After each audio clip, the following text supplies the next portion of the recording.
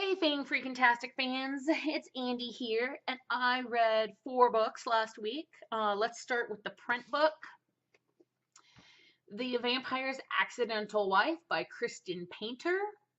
This is the 8th book in the series. I have read all 8 now. I've actually also read some of the short stories. I have not gone into the universe, but that's another story.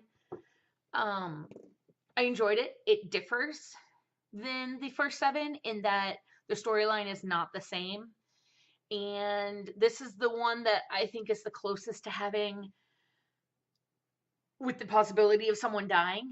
Um, and I won't give away if the person died or not, because I was at the edge of my seat almost crying, so I'm sure you will be too. The other books I read were Kindle books. I read The Planet of the Dead by Thomas Flowers, and it is a zombie book, and it is pre, during, and directly post zombie apocalypse. And it's really good. I really liked it. Melanie really liked it. The only problem is that the last chapter really differs from the first entire book. And because it's the last chapter, when you're finished reading with it, you're like, is there another book I can read? And there will be in 2018. Which we're almost there. So hopefully it's earlier 2018 than mid or later, because I don't want to forget the first book. The second book is L.E. Perez's Lily's Grace. It is part of the Hotel series. It is about a female reaper who has a relationship with a human. And by relationship, I mean association, not like a romantic relationship. And so it's I like it. It surrounds the basis of a hotel, like in John Wick's hotels. The John Wick hotel where spies can go.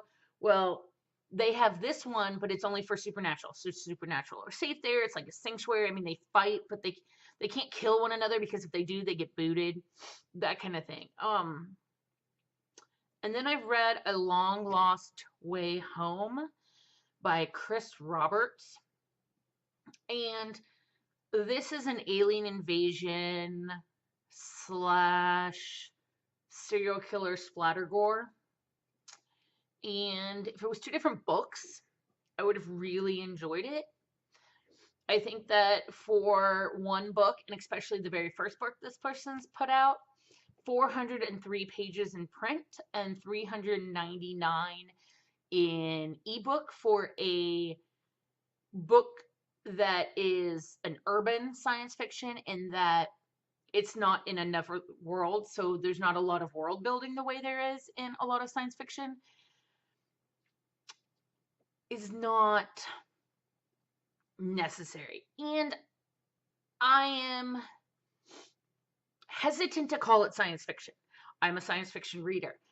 And science fiction to me means science fiction. Yeah, there's an alien, but aliens don't necessarily mean science fiction.